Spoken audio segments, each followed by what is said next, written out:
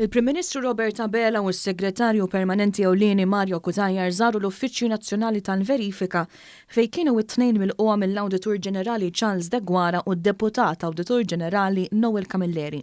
F'indirizz virtwali lill-ħaddiema l-Prim Ministru wera l-apprezzament tiegħu għax-xogħol tajjeb importanti li jsir f'dan l-uffiċċju. Hawn enfasizza l-bżonn li dan iħares dejjem l-indipendenza u n-newtralità tiegħu biex jibqa' jgawdi l-fiduċja ta' kulħadd. L-Awditur Ġenerali jenfasizza li l-iskop primarju ta' dan l-uffiċċju hu li dawk in-nuqqasijiet li jiġu identifikati tul l-awditjar illi jsir jiġu indirizzati bl-aħjar u bl-iqsar mod possibbli.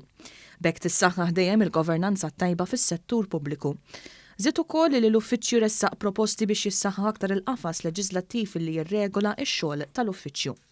Id-Deputat Awditur Ġenerali semma li l-Uffiċċju tal-Awditur Ġenerali u kommess ikompli l-pjantazzjoni tiegħu għal bejn l-2019 u l-2023 li jinkludi t-tisjieħ tal-effiċjenza u l-effettività tiegħu.